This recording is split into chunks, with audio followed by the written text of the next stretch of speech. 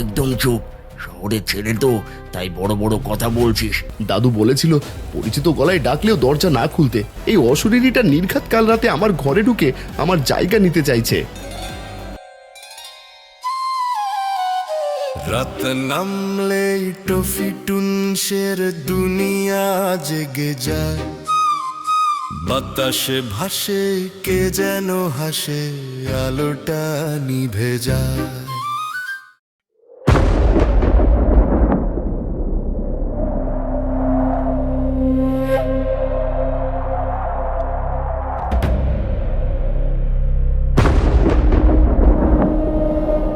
উফ, শরীরের যা অবস্থা, মনে হচ্ছে এখনই রাস্তায় শুয়ে পড়ি। কিন্তু এই আকাশের যা ছিঁড়ি, কত বছর পর গ্রামে আসলাম আর পা রাখতে এই অবস্থা।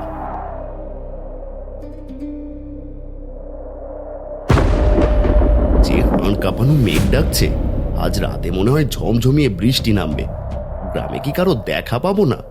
একটা রিক্সা বা ভ্যানও তো নেই।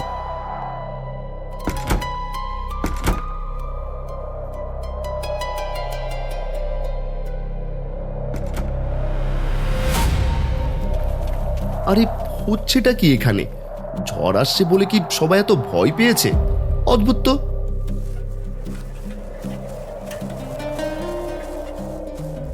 ও দাদু, দাদু একটু দাঁড়ান না।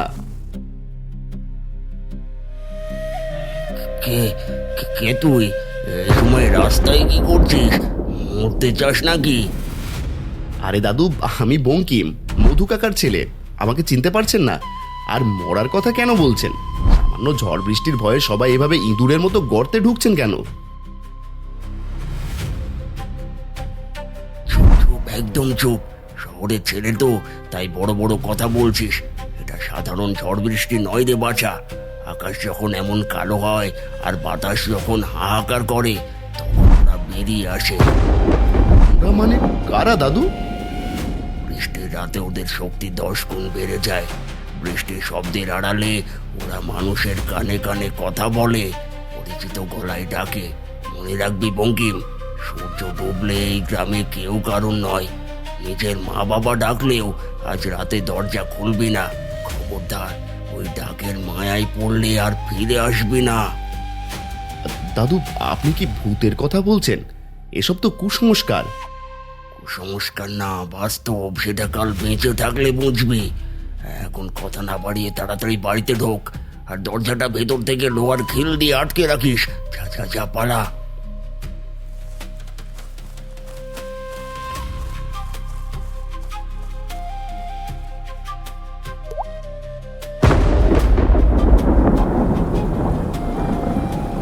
বয়সে মানুষের মাথাটা একটু বেশি ঘোরে। তবে যা বৃষ্টি শুরু হলো, ভিজে জ্বর বাঁধানোর চেয়ে ঘরে ঢোকাই ভালো।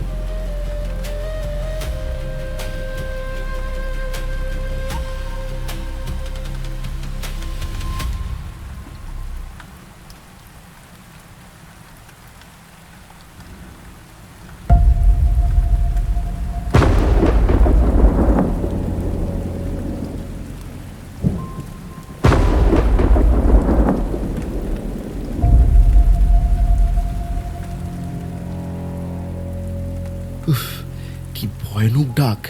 মনে হলো বাড়ির ঠিক পাশেই বিদ্যুৎ পড়ল।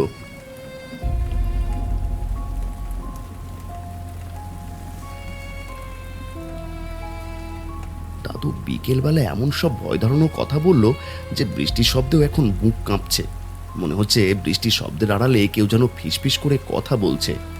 বঙ্কিম এক ঢোক জল খাওয়ার জন্য গ্লাসটা হাতে নেয়। ঠিক তখনই বৃষ্টির ঝমঝম শব্দের মাঝখান থেকে একটা অত্যন্ত পরিচিত কণ্ঠস্বর ভেসে আসে। বঙ্কিম, ও বঙ্কিম, আছিস নাকি ভেতরে? হ্যাঁ, দরজাটা একটু খোল না ভাই। বঙ্কিমের হাতের গ্লাসটা কেঁপে ওঠে। সে স্থির হয়ে যায়। আওয়াজটা হুবহু তার নিজের গলার মতো। এ কি? এটা তো এটা তো আমারই গলা। আমি তো ঘরের ভিতরে বসে আছি, তাহলে বাইরে থেকে আমাকে কে ডাকছে?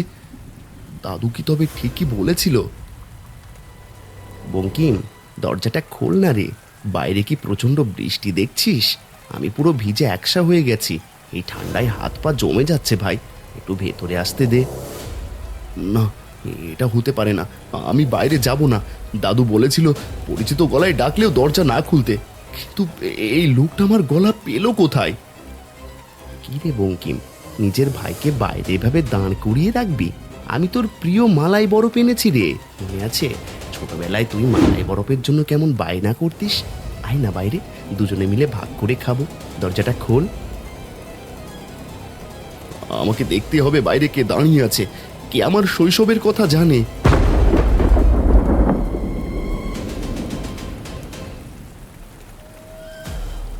কে কে বাইরে? কে ডাকছে আমায়?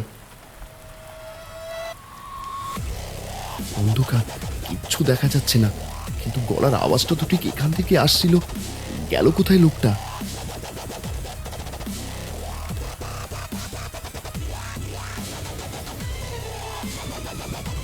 ওরে বাবা, ওটা ওটা তো আমি, ওটা তো আমি দাঁড়িয়ে আছি। বিদ্যুতের আলো চলে যেতেই আবার অন্ধকার, কিন্তু বঙ্কিম দেখতে পেল উঠোনের মাঝখানে ঠিক তার মতোই উচ্চতা আর অবয়বের একজন স্থির হয়ে দাঁড়িয়ে আছে। অদ্ভুত ব্যাপার হলো, অত বৃষ্টি হচ্ছে কিন্তু লোকটার গায়ের জামা বা চুল একটুও ভেজেনি, সে যেন বৃষ্টির মাঝখানে থেকেও শুকনো। কি হলো বঙ্কিম, চিনতে পারলি না নিজেকে? আয় না বাইরে, দুজনে মিলে বৃষ্টিতে ভিজি। আবার বিদ্যুৎ চমকালো। এবার দেখা গেল নকল বঙ্কিম উঠোনের মাঝখানে নেই, সে জানালার আরও কাছে এগিয়ে এসেছে। তার চোখ দুটো এখন আর স্বাভাবিক নয়, সেগুলো জ্বলন্ত কয়লার মতো টকটকে লাল। তার মুখে এক বিদ্রূপের পৈশাচিক হাসি। উকি দিচ্ছিস কেন রে? এত লুকোচুরি কিসের? আমি তো তোরই ছায়া। দরজাটা খোল, আমি ভেতরে আসি।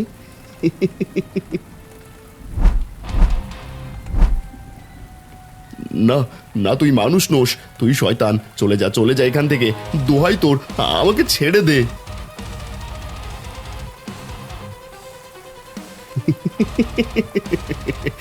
আজ রাতে কেউ তোকে বাঁচাতে আসবে না রে বঙ্কিম। এই বৃষ্টির শব্দে তোর চিৎকার কেউ শুনবে না। খোল খোল খোল, দরজাটা খোল।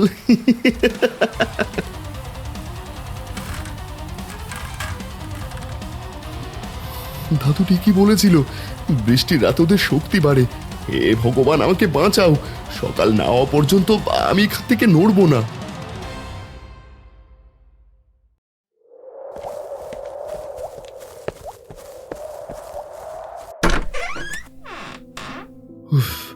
কোনো মতে রাতটা কাটলো। জীবনেও ভাবিনি নিজের মুখ দেখে নিজেরই হার্ট অ্যাটাক হওয়ার জোগাড় হবে। এখন ঝটপটে গ্রাম থেকে।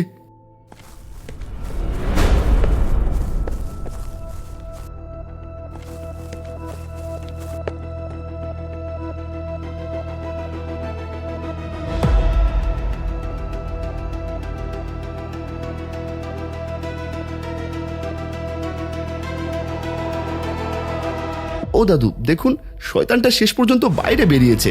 সারা রাত এই হাড় কাঁপানো বৃষ্টি আর বজ্রপাতে আমি বাইরে পড়েছিলাম। এই পিশাচটা আমাকে ধাক্কা দিয়ে ঘর থেকে বের করে দিয়ে ভেতর থেকে দরজা বন্ধ করে দিয়েছিল। আমি কতবার করে ডাকলাম, ও দরজা খুললো না।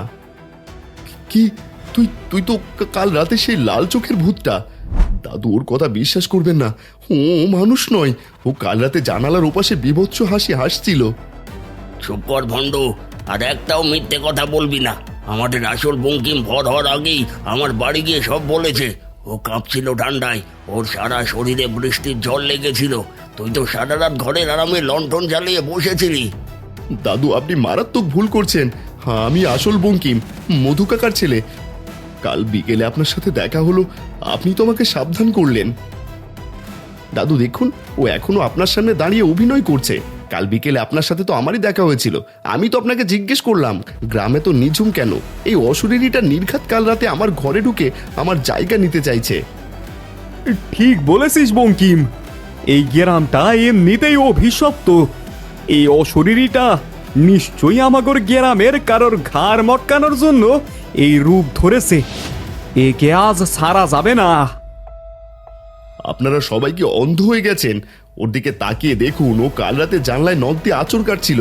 দাদু দাদু, আপনি অন্তত আমার কথা বিশ্বাস করুন, আমি আপনাদেরই গ্রামের ছেলে। অশরীরীরা মানুষের রূপ ধরলে এমনই করুণ সুরে কথা বলে।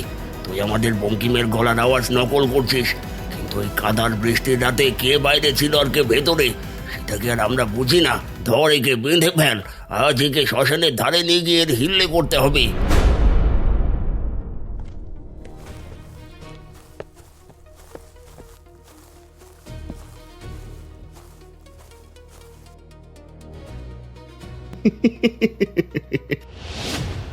ওরে বাবা, এ তো দেখছি মহা মুসিবত।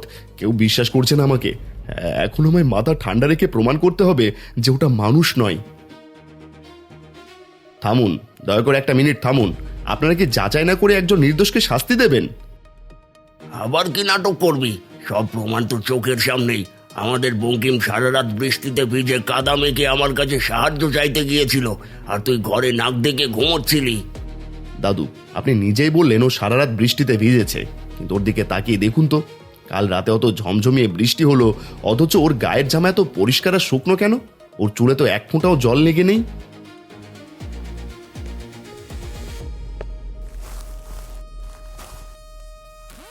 শুধু তাই নয় দাদু, নিচে তাকিয়ে দেখুন, এই পুরো উঠোনে কাদায় ভরা।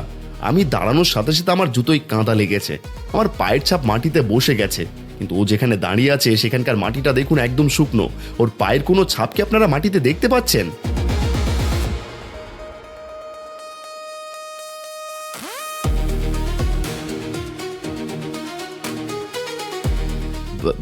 আসলে আমি আমি তো বৃষ্টির ছাট থেকে বাঁচতে গাছের আড়ালে ছিলাম, আর ছাপ নেই কারণ কারণ আমি পা টিপে টিপে হাঁটছিলাম। ও তাই? পা টিপে হাঁটলে বুঝি কাদার উপর ছাপ পড়ে না? ঠিক আছে, তোর সব কথা মেনে নিলাম। এবার আমার শেষ প্রশ্নের উত্তর দে। যদি দিতে পারিস তবে আমি মেনে নেব আমিই নকল। বল, কি তোর প্রশ্ন? আমি বঙ্কিম, আমি সব জানি। বলতো, আমাদের এই গ্রামে ঢোকার মুখে যে বিশাল বটগাছটা আছে, তার নিচের শিব মন্দিরে আমি কি গত বছর কি মানত করেছিলাম? মনে করে বল, কারণ তুই তো বলছিস তুই আমি। ওটা আসলে সে তো অনেকদিন আগের কথা। তখন আমি তখন খুব মানসিক চাপে ছিলাম, তাই সব কথা এখন ঠিক মনে পড়ছে না। ওসব তুচ্ছ ব্যাপার নিয়ে কি এখন কথা বলার সময়? গ্রামবাসীরা ভালো করে শুনুন, এই লোকটা শুধু আমার রূপটাই চুরি করেছে, কিন্তু আমাদের গ্রামের খবরও কিচ্ছু জানে না। কারণ ওই বটগাছটা 5 বছর আগেই কালবৈশাখী ঝড়ে উপড়ে পড়ে গেছে, আর আমাদের গ্রামে কোনোদিন কোনো শিব মন্দির ছিলই না। যে জিনিসের কোনো অস্তিত্বই নেই সেখানে আমি মানত করব কি করে? ও মানুষ নয় দাদু, ও রাতের অন্ধকার থেকে আসা একটা ছায়া। ও মন্দির দেখে ভয় পাই বলেই ভেবে নিয়েছে সেখানে বুঝি মন্দির আছে।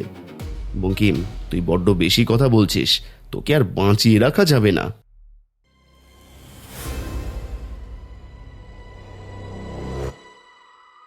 বঙ্কিম, তুই তুই আমার সব পরিকল্পনা ভেস্তে দিলি। এই গ্রামকে আমি শেষ করে দিতাম, কিন্তু তুই মাঝখানে দেওয়াল হয়ে দাঁড়ালি। আমি আমি আমি তোকে ছিঁড়ে ফেলবো। সবাই সাবধান, ওটা কোনো মানুষ নয়, ওটা একটা নরপিশাচ। ধর একে, আমাদের বঙ্কিমের গায়ে যেন আঁচ না লাগে। আপনাদের কাউকে কিচ্ছু করতে হবে না দাদু, এই শয়তানকে তাড়ানোর ব্যবস্থা আমি সকালেই করে রেখেছি।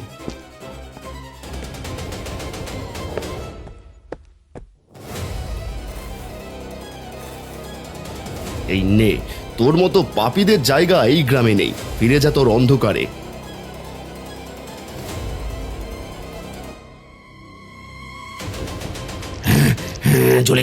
চলে গেলাম বঙ্কিম। বঙ্কিম, তুই আমাকে শেষ করতে পারবি না। আমি আমি আমি আবার আসবো কোনো এক বৃষ্টির রাতে। আমি আবার ফিরবো তোর ছায়া হয়ে। মনে রাখিস, মনে রাখিস।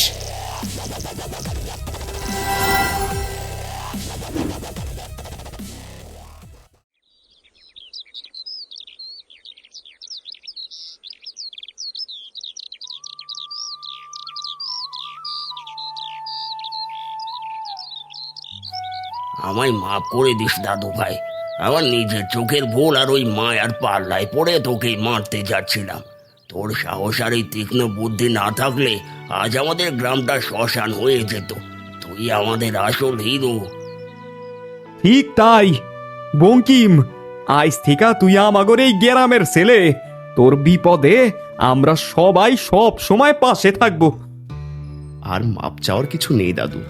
বৃষ্টির রাতে ওদের মায়া যে কাউকে ভুল পথে চালাতে পারে। শুধু মনে রাখবেন, ভয়ের চেয়ে বুদ্ধি সব সময় বড়। আর ভয়ের আড়ালে লুকোনো সত্যিটাকে খুঁজে বের করতে পারলেই কোনো অশরীরই আমাদের ক্ষতি করতে পারবে না। একদম ঠিক বলেছিস। এখন চল, কাল রাতের ওই বিভীষিকার চক্করে তোর পেটে তো এক ফোঁটাও দানা পড়েনি, তোর মুখটা শুকিয়ে আধখানা হয়ে গেছে। একদম ঠিক ধরেছেন দাদু, ভয়ের চোটে রাতে খিদে টের পাইনি। এখন মনে হচ্ছে পেটের ভেতর আস্ত একটা রাক্ষস লাফাচ্ছে। আপনার হাতের গরম ভাত আর ঘি না হলে আজ আর চলছে না। বলছিলাম, আমাদের ভৌতিক জগতের নতুন নতুন গল্পের সাথে পরিচয় হতে চাইলে চ্যানেলটি সাবস্ক্রাইব করুন, বেল আইকনে ক্লিক দিন আর লাইক কমেন্ট করতে ভুলবেন না।